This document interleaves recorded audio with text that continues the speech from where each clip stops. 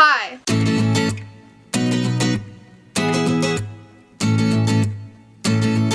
Hey guys, what's up? My name is Dom. Welcome back to my channel. If you're new to my channel, I typically make bookish content, movie content, and anything else in between because I like to do whatever I want on this channel, and today is going to be movie content. So rather than watching a movie and reacting to it, we're going to do a movie wrap-up. I did this last time, I was going to say last month.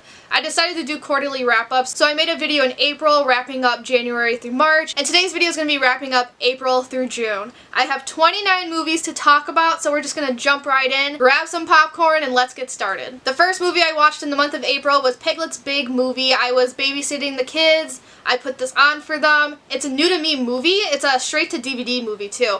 And it's just a movie that's centering around Piglet. There's other stories. It made me cry for some reason. I don't know, maybe I was just really emotional that day. But I gave this 4.5 stars out of 5. So the next movie is The Black Cauldron. So according to my notes, this is about a magical pig that is stolen, and Taryn, who is the main character, has to find it. The villain thinks the pig knows where the Black Cauldron is, and the Black Cauldron can create this giant army of unstoppable soldiers. And the reason I keep forgetting these things is because this movie is forgettable.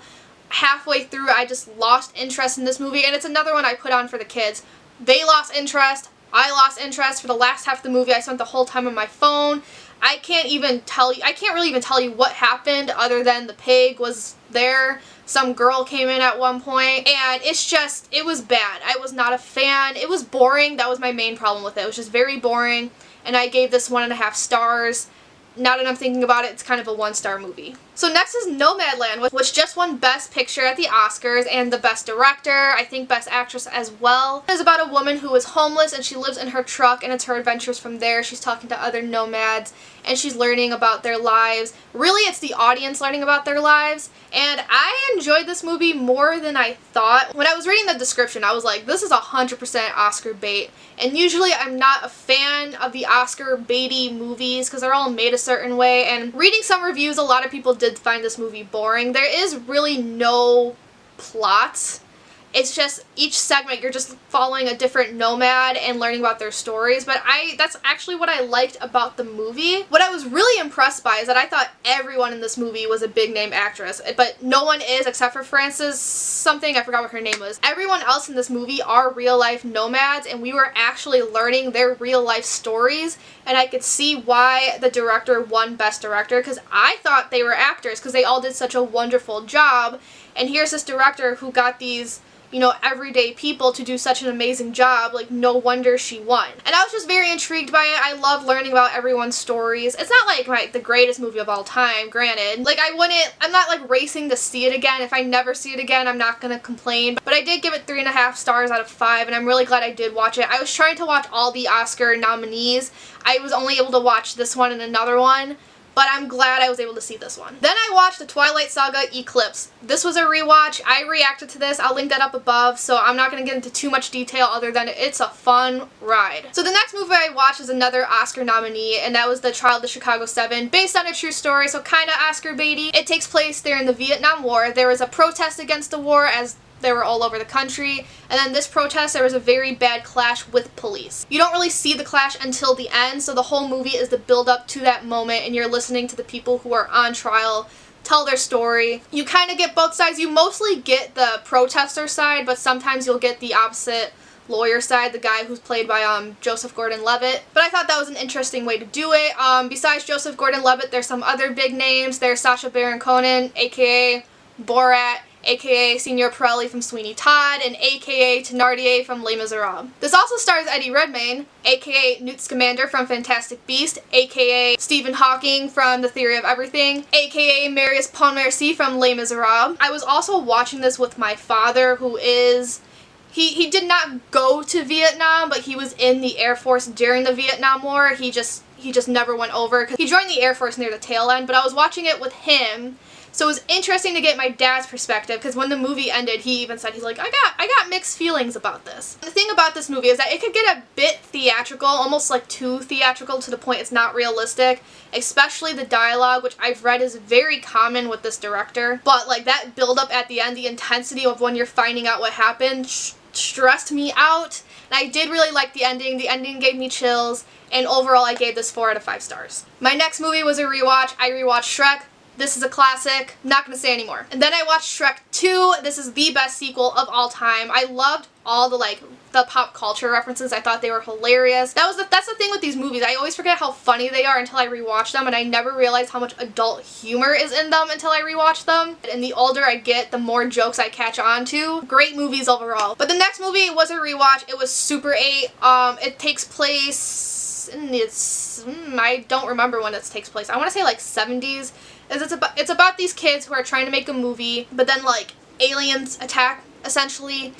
It's kind of forgettable, kind of not. I remember seeing this in theaters, and one of the main things with this movie is that they're filming these events on the Super 8 like film strips with the camera and the camera that takes that stuff. I probably just said the terminology wrong. I don't know. I remember seeing it in theaters and really enjoying it, but I haven't seen it since, so me and my dad, because he's the one I went with originally, me and my dad decided to rewatch it. I didn't love it the second time around as much as I remember loving it the first time, which is unfortunate. When I was younger, this was like a 5 out of 5 star movie, but now that I'm older, this is a 3 out of 5 star movie. So then I watched BEDKNOBS and BROOMSTICKS because I'm trying to read all the books that were turned into Disney movies, but like there's so many Disney movies I haven't seen before. This was one of them. It's about these 3 kids who had to go away from their home because it takes place during World War II, and they live with this lady. They're assigned to this lady, and then they find out she's a witch.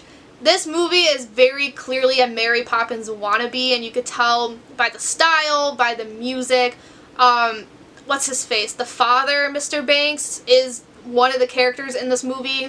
So again, like, definitely the Mary Poppins vibes. I did enjoy the movie overall. Like, I'm not gonna see it again. Like, I'm not racing to. But I gave it 3 out of 5 stars. There were some parts where I was, like, kind of tired of. The music is not memorable, really. It is rather forgettable, but I don't know. I enjoyed it. The kids I babysit, they watched it. They were quiet the whole time, so I guess it did well in some aspects. Then I watched Big, which is a Tom Hanks movie. It's about a boy who wishes, he goes to one of those like carnival machines and he wishes he was an adult. Then he wakes up one morning and he is an adult. It has that very, very famous scene where it's Tom Hanks and that one guy playing Chopsticks and Heart and Soul on the piano.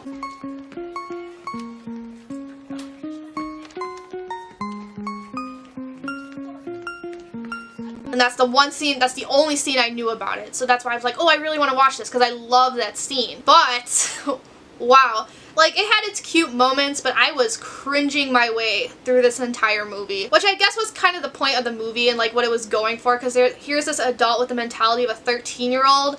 But I don't enjoy cringing my way through movies. So that's why I gave this one only 2.5 stars out of 5. Next movie was a rewatch. It was the Twilight Saga Breaking Dawn Part 1. I reacted to this movie, so I'm not going to say much about it. Moving on. Then I watched The Rescuers, which is a fairly old Disney movie. It's about 2 mice who are sent to rescue this little girl from kidnappers. I really wasn't that interested. I only watched this so I could say I did because I feel like this is something everyone had watched in their childhood but me. I somehow missed out on this. It's like not the worst thing I've ever seen, so I only gave it 2. That's why I gave it 2.5 stars, not like 1. But not a fan. Not gonna see it again. Also, the animation of this was so grainy. I forgot how grainy the animation for Disney used to be. Then next was a rewatch. The kids I babysit asked if we can watch Monsters, Inc. So we did. It was a great time. I adore this movie so much. The ending is always a punch in the fucking gut. Next, this movie I had been waiting to see since October, since it was announced, but it got pushed back because of COVID. But I finally got to see Demon Slayer Mugen Train. So it's hard to talk about this movie because you do need to watch season 1 of the anime before seeing this movie because it takes place right after. But to give you an idea what season 1 is about, season 1 takes place in like the early 1900s Japan. It's about a boy named Tanjiro. He has a sister named Nezuko who is turned into a demon. So he joins the Demon Slayer Corps, which is an organization that kills demons. Demons are dangerous because they eat humans. His main goal is to meet like the main demon and turn his sister back into a human. I vastly enjoyed season 1. It has its gory moments, but Tanjiro and Nezuko's relationship is just so wholesome. Like story-wise, is it like the best? I mean, it's one of my favorites, but I wouldn't consider it the best because the beginning of the anime is rather formulaic, but someone told me it's actually just set up for the rest of the story, which I could see because there's one fight where like it does not follow the formula, so that's when it clicked for me, like, oh, okay, like the early stuff had to have a pattern. But I still love it. I love the characters. Sometimes, like, I can admit when a plot is not particularly the best, but when it has just the characters I love so much, that's what makes a great story to me, and that's how Demon Slayer is. and I was very excited for this movie, and it's hard to talk about without spoiling. It lived up to my expectations. I cried despite being spoiled. Like, I knew what the ending was gonna be because I wasn't explicitly spoiled, but all these manga readers were like, oh my god, the anime onlys don't realize how sad this arc is. And I'm like, well, I know these people do this thing. There's only one person left to do this other thing. So I was able to predict it, still cried. I do like the movie better than season 1 itself. Like I said, season 1 is just build up for the rest of the story, and this movie proves that. This movie made this franchise even better. And of course, like, I know Demon Slayer is known for its animation, and this movie, it was top notch. Even better than the series itself. I mean, there was one point where they zoomed in on the grass, and there was no reason for the grass to be that fancy. And I'm like, y'all spent $1 million on that grass alone. The one thing I'm worried about, though, is seeing how big this fandom is getting. I am worried about, like, any future toxicity. Like, I know all fandoms have their toxic fans. It's just the bigger the fandom, the louder those toxic fans are. I haven't seen any major complaints about the fandom, which is okay by me. But, like, it's still in the back of my mind. I'm, like, praying to God. I'm like, please, toxic fans, don't be loud as fuck and ruin it for everyone. But yeah, I don't want to rant about this movie too much, so I gave it 4 out of 5 stars, and we can move on now. The next movie was a rewatch. I finished my Twilight rewatch with the Twilight Saga Breaking Dawn Part 2. I'll link my reaction up above because I reacted to it, and it's a rewatch. Don't want to get into it, but the Twilight journey was great. That series, objectively, okay, the series is not great, but, like, I still love those characters, and, like, I love how trashy that series can be. It is a wild ride. So I think we're entering May around this time. I'm not too sure. But either way, the next movie I watched was The Da Vinci Code. I've read this book years ago, and I finally got to see the movie for the first time. So if you don't know what this movie is about, it's about a man named Robert Langdon who was called to the Louvre because a man died, and Robert's name was, like, written in blood. But he has to solve this puzzle, essentially. And what Dan Brown, the author, did, he grabbed a bunch of conspiracy theories and wove it into one story, and it's essentially about the bloodline of Jesus Christ. It's based off of very famous conspiracy theories, like whether or not Jesus was married to Mary Magdalene. I have heard that theory since I was young. I reacted to this movie, so I'll link that up above, so I don't want to get into too much detail about how I felt since I've already talked about it, essentially. But it was interesting. I had a lot of fun with it. I love the music. Hans Zimmer is a genius. And overall, I think I gave this movie like 3 to 4 stars. Then I watched Nausicaa, The Valley of the Wind, which is a Hayao Miyazaki movie, but it's not Studio Ghibli. One of the things I want to do this year is watch all the Studio Ghibli movies. Is it Ghibli or Ghibli? But I want to watch all the movies that are a part of that studio. Nausicaa is not one of them, but because I've never seen it before, I was like, might as well watch it. Unfortunately, I'm not a fan of this. I know a lot of people love it, but I'm of the unpopular opinion that it's boring, which was my main gripe with it, and like halfway through the movie I just wasn't feeling it anymore. I continued, I didn't stop, and then like it did get better near the end, so I ended up giving it 2.5 stars out of 5, but it's on the boring side, not a huge fan. Then I rewatched Holes. I reacted to this. I watched it because I reread the book. I'll link my reaction up above. If you don't know what this is about, it's about Stanley Yelnats, who's accused of a crime, and despite being innocent, he is found guilty. He's sent to Camp Green Lake, and he has to dig holes. It's a really fun movie. It's a classic. Holds up. Highly recommend it. Then I watched Arlo the Alligator Boy. This was recommended to me by Opal over at Opal Lesson. I'll link her channel down below. So I was intrigued by it because the poster kind of gave me like Cartoon Network vibes, and I loved Cartoon Network as a kid. And this is about a boy who is essentially like half human, half alligator. He finds out his father lives in New York, so he goes on this adventure to move from the bayou to New York City to meet his father. It's also a musical. Amazing voices, and it was just a really cute movie all around. I love the old style animation, like the way the eyes are done reminds me of like the old school Mickey Mouse cartoons, you know, when they're like an oval but there's like that point that goes like this. This guy his design looks so familiar to me, and I think it's because he looks like Gomez Addams. Maybe it's the mustache. He kind of gives me Astro Boy vibes too, but I could be reaching with that. But when I saw him, and I was like, I've seen this design before. And I love it. And I really did like this movie though. This movie was very, very charming. I mean, it's clearly a children's movie, but it was charming, and apparently it's supposed to turn into a TV show. I don't know if I'm gonna watch it, but I do recommend this movie if you want something cute. I think I gave it 3 out of 5 stars. Then we entered the month of June. The first movie I watched, I went to theaters to watch this because I was not gonna pay $30 on Disney+. The first movie I watched in June was Cruella. This is a villain origin story of Cruella. I love villain origin stories. I know a lot of people were worried we were going to be sympathizing and redeeming her, but personally I don't think of villain origin stories as redemption arcs simply because they didn't do the bad thing yet, so what are they being redeemed from? And sometimes they're fascinating. Maybe it's because I loved Criminal Minds growing up. I think that's where my fascination came with. When this was first announced, I did think this concept was ridiculous simply because to me, I mean, I know a lot of people think of Cruella as this evil bitch. I mean, she is. Like, she skins puppies. But I just feel like there's more a villain could do. So to me, she's on the boring side of villains. So then when they announced this, I was like, what? And then I watched like the first trailer and I was like, oh my gosh, she lives in a society. And I watched people's outrage, which is really weird to me because I follow, so if you're not on like the bookish side of Twitter, I do follow the bookish side of Twitter. And it was just so weird to me because so many people on that part of Twitter like stan villains. They love villains. But for some reason, a woman that skinned puppies was where they were drawing the line. And I'm like, this is fucking weird. Like I mean, I love villains and I love villains that like have killed people. Like my favorite villain of all time is Azula from Avatar: The Last Airbender. So if she's my favorite villain of all time, I'm sorry, but a woman who skins puppies just doesn't faze me. And the movie itself came out and it was getting positive reviews. And I was like, this is fucking shocking. Especially because that clip with the dogs killing her mom went viral and I was like, what the hell is this? Went to the theater. I actually enjoyed myself. I thought it was a fun movie. See, I must have interpreted this movie differently than other people because I still see people complaining about sympathizing with her and redeeming her.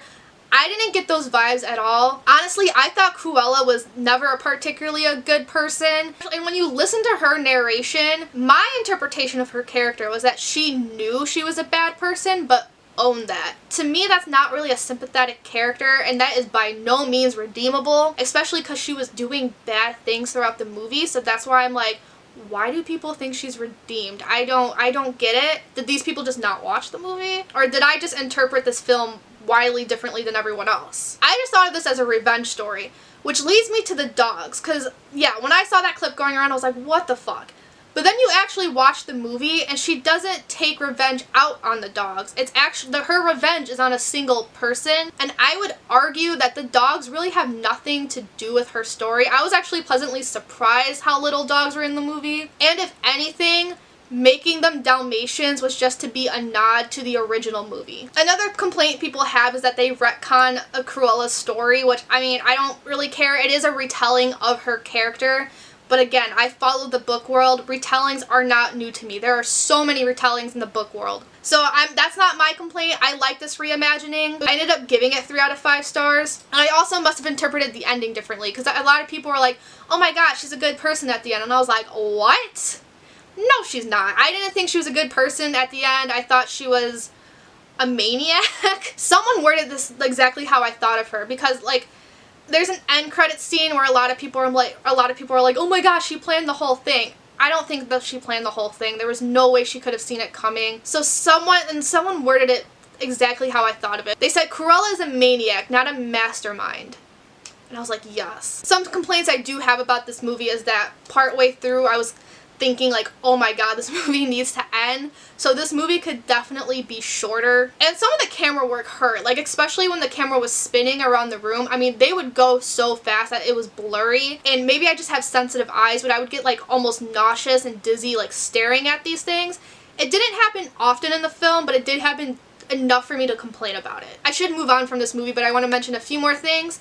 The fashion in this movie, immaculate. And if I could wear outfits like this every day, it is over for each and every one of you. The soundtrack of this movie, nothing but bangers. This soundtrack was so good. Especially Florence and the Machine song at the end. I'm like, ooh, I love it. Also the dogs, very obviously CGI, was a little rough at times. Emma Stone's accent was very obviously fake. That got a little rough at times, but if you could get past those two things and know it's like it's a revenge story and a revenge on a human, not on the dogs, I think you would fairly enjoy this. So next is a rewatch, and it's the start of my Studio Ghibli adventure. That is Castle in the Sky. This is my 3rd time watching it actually. I don't want to get too into it.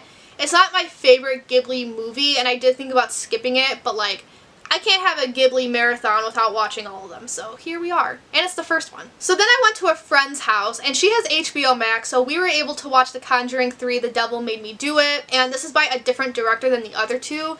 The other two scared the shit out of me. This one sorely disappointed me. See, the problem with this one, And I should have seen this coming, seeing how it had a different director. But it was incredibly boring. And it was so predictable. Even the jump scares were predictable. Like, not only did I know when they would happen, but I would predict, like, I would figure out what the jump scare was going to entail. That's no fun. I want to be scared. I want to just sit there, like, bored out of my mind. In fact, the scariest part of this movie was my friend's cat jumping on the back of my chair halfway through it. Her cat, Jerry, had the zoomies. Jerry, calm the fuck down. Also, if I hear one more Hi, so my battery died, and by the time it finished charging, it was 3 in the morning, and I was like, I have got to get my ass to bed. Hence filming this on a different day, hence the new outfit. But before I was so rudely interrupted, as I was saying, if I have to hear one more person scream out the name Lorraine, I am going to throw myself off a building, because they said that so many times in this movie, and I understand it was because her husband was worried, blah blah blah, but it was so annoying. I ended up giving this movie, what did I give it? 2.5 out of 5 stars.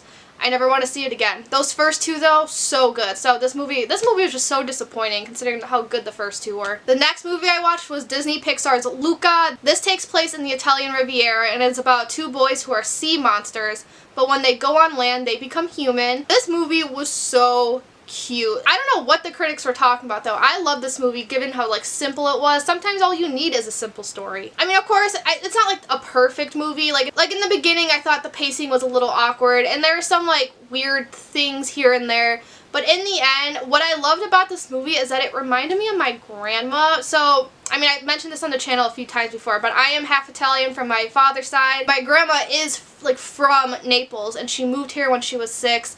And just all the stories she told me growing up was what made me love Italian culture so much. And I think that's what I loved about this movie so much. Like, despite the things I found wrong with it, I still gave the movie 5 out of 5 stars because it made me so reminiscent. All the music they were playing was music my grandma would have listened to. She was the one and only grandparent I ever got to meet. But she passed away a few years ago, so sometimes I'll like see things that remind me of her. You know, like the cheesy stuff. This movie was one of them. I recognize a lot of the Italian culture in this movie, whether they were like in your face obvious or just very, very discreet from all her stories. Knowing Italian, I actually understood a lot of the words they would say, like silenzio Bruno, and I understood ragazzi. Giulia's exclamations like took me out. Usually like exclamations are like, oh sandio, which is what my grandpa would say apparently, but like she would exclaim out cheeses, like she would say, oh santo mozzarella. It's just like a feel-good movie, like movies that remind me of like my grandma. I love it. There's no other way to say it. It was just such a cute premise too. Gay rights. I am of the opinion that Luca and Alberto are like this. What are people nicknaming this? Calamari by your name, which I think is fabulous. I think that's hilarious. I'm a full belief when Luca and Alberto grow up, they will be in a relationship. They deserve it. And their endings were so cute. And I'm just... Oh my god, it's so cute. It's like it was my favorite movie of the year, but then I watched another one, so it was my second favorite movie of the year. So going back to Ghibli, I decided to rewatch Grave of the Fireflies. I really thought about skipping this one because, not because I hate it, I don't hate it. I love this movie, but it's just so depressing. But I was like, no, I gotta pull myself up on my bootstraps. I have to rewatch this movie so I could say I watched every single Ghibli movie this year. Oh my god. Why did I rewatch this? If you don't know what this movie is about, this takes place in 1945 in a town called Kobe in Japan. And it's about a brother and sister who are left on their own after their mother dies in an airstrike and their father is off fighting the war. Now, you are watching a 14-year-old boy trying to raise his toddler sister. So he makes some choices throughout the movie. Whether or not they're good or bad, like, you see the repercussions of every choice he made. And not only are you seeing these repercussions, but you are seeing the reality of war. Even though it's an animated movie, it's just still so grimy is not the word I'm looking for. Grim. It's grim. And it is quite honestly one of the most depressing movies I have ever seen. And people often describe this movie as the best movie you will never want to see again. And it's because of how sad it is. And yet, here I am, watching it for the 4th time in my life. And then this time around, when Seita says that line, I did one of those like inhale cries, because I was like keeping it in, and then he just said the line, I was like, oh my god, and I was just sobbing.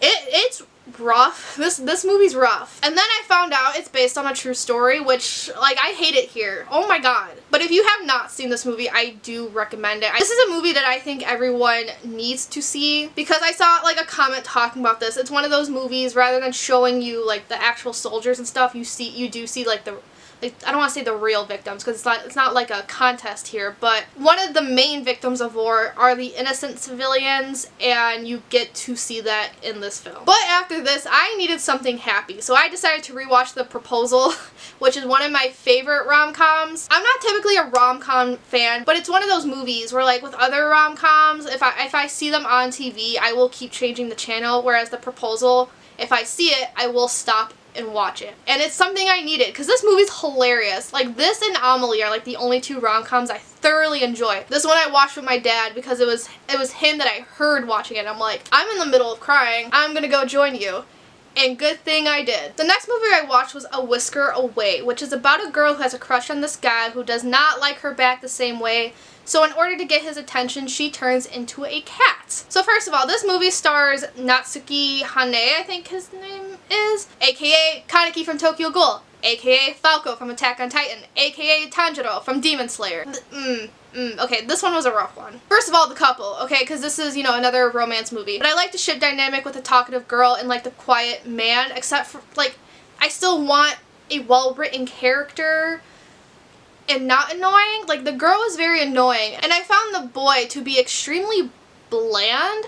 Like, any hint of a personality didn't really come out until it was already too late into the movie and I, like, gave up on making a connection with him. And, like, considering this is a romance movie, like, I want more from my characters. I just didn't understand what she saw in him, and I thought she was very overbearing, because in the beginning, obviously, given what the movie's about, like, he learns to like her, blah, blah, blah. But in the beginning, I didn't blame him for not liking her back, because, like, she was very overwhelming and she was very, very clingy. I mean, if you're clingy towards your boyfriend, that's another conversation, but she's clingy for this, you know, guy who has no interest in her. I'm shocked he developed something for her, because if I was in his shoes, I would not have. The second half of the movie introduced, like, this cat lore thing, and, like, I don't want to go more into detail because that's spoiler territory, but that concept was really, really cool, and I wish the movie focused on that more, because I could have done my whole life without this romance. Wasn't a fan. I gave it 2.5 stars out of 5. Then I watched Fireworks, the 2017 movie, and it's the anime version because I know the story has a few live action versions. This is about a boy,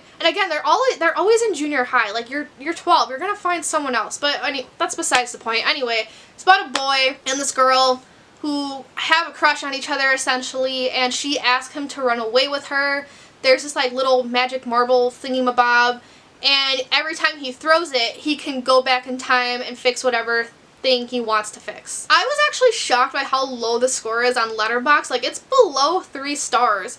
And I wouldn't say it's a 2-star movie by any means. I gave it, I think, 3. Yeah, I gave it 3 out of 5 stars. Like, it is not the greatest movie I've ever seen. I've definitely seen better, but it's not bad. It's just a very generic love story. It's okay.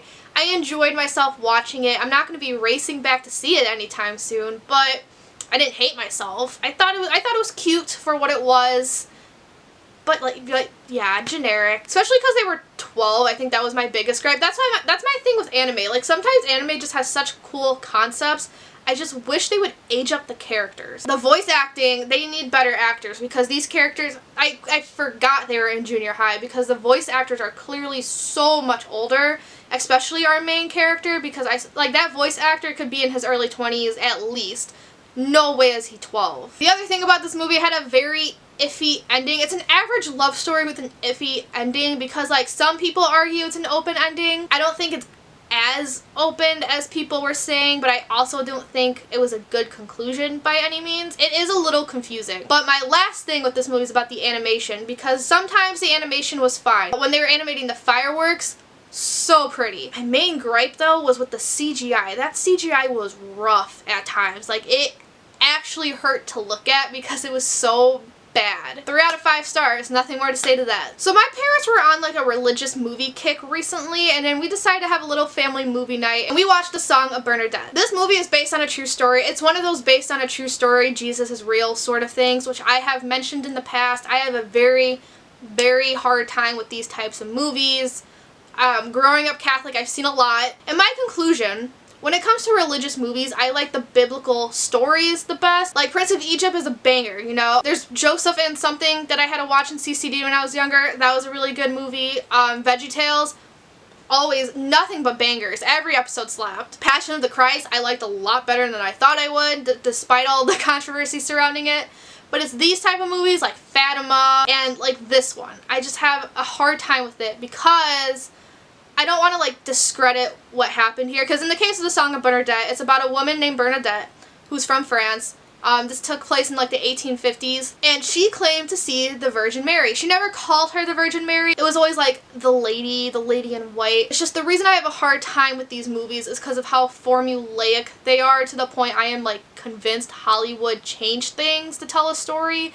And this movie actually proved my point with that. The villain of these movies is always like a raging atheist who by the end of the movie believes so hard he's crying. And I'm like, I highly doubt these true stories had a raging atheist as the focal point. I'm not saying there weren't atheists. I'm not saying there were no non-believers. It's just, were they really the main character in the main event? So in this movie, our raging atheist is played by the man, the myth, the legend, Vincent Price, who looked like an off-brand Abe Lincoln in this movie. And he would say, like, so in the movie, he would say, like, to her face, like, Bernadette, you are crazy, you're not saying anything, you are hallucinating. But then I looked up what actually happened, and it turns out he wasn't talking to her like this in real life. He was actually a devout Catholic, and even told her, like, I want to believe you. So again, like, that kind of proves my point when it comes to the formula.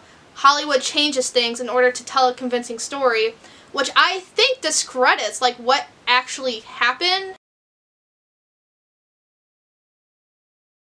Another thing about, especially in the old days, these people would call it religious propaganda because the point of these movies were to get you to believe.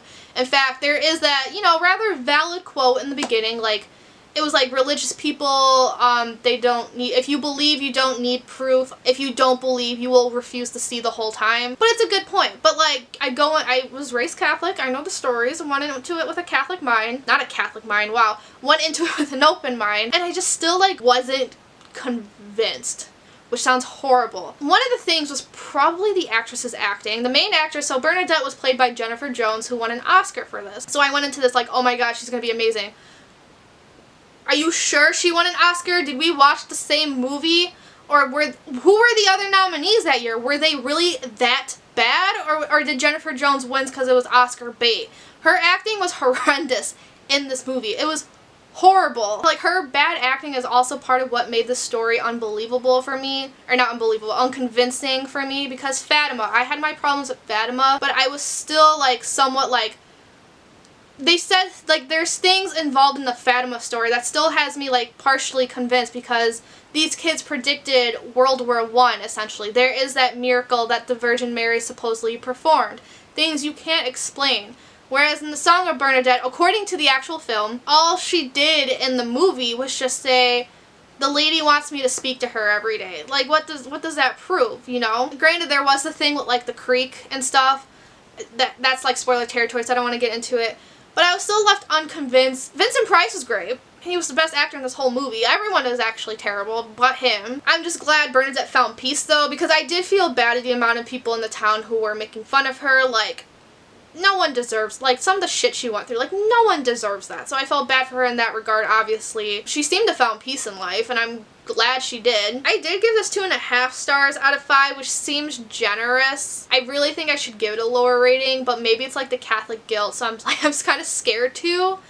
But no, I'm not a fan of this at all. I gave up on family movie night, so because then they wanted to watch The Miracle of Marcelino, and I was like, no, I'm out. Can't do it. So then the last movie I watched in June was My Neighbor Totoro. This is about 2 girls and their father who moved to the countryside to be closer to their mother who has tuberculosis and is in the hospital. Then one day one of the girls comes across the forest spirits, Totoro. We all know who Totoro is. He is like the symbol of Studio Ghibli. I don't remember a time where I didn't know he was, but somehow it took me nearly 24 years to finally watch this movie. And this movie has very little plot, no villain, no threat really. I mean, there's some things you can argue that's a threat, but no like big threat. There's no major drama. There's no explanation for a lot of the things that went on. And yet, this is the cutest movie I have ever fucking seen in my fucking life. This just made me so happy beyond words. I can't even describe, like the song at the end too was so cute. The little girls, I have to stand. They were the cutest characters. I just love Totoro. And the cat bus, which also, fun fact, Appa from Avatar The Last Airbender, his design was based on the cat bus, so I'm glad I finally got to see that. And where has this been all my life? Like, why did it take me so long to finally watch this movie? And you know how I said LUCA was my favorite movie of the year? This took over that, so it goes from this, then LUCA, My Neighbor Totoro, top notch. And I was reading about this, and supposedly they actually made this movie because of how sad Grave of the Fireflies was. So they made this movie to cheer up audiences. And it worked. I should have watched it like I was supposed to. Like, I should have watched this immediately after Grave of the Fireflies because this is what I needed. So that should go without saying. I gave this movie 5 out of 5 stars. So that is it for this video. That was a lot of films to talk about. I am out of breath. My throat is dry. It is time to drink some water that is in my my cherry Pepsi bottle. But I hope you guys enjoyed this video. If you did, give it a big thumbs up, comment, subscribe. Y'all know the drill. Let me know down below what your favorite movie of the year is so far. But my next movie wrap up will be for July, August, and September. So we got a while till I see you again in this regard. But thank you guys so much for watching. I'm gonna peace out and I'll see you guys later. Ciao tutti.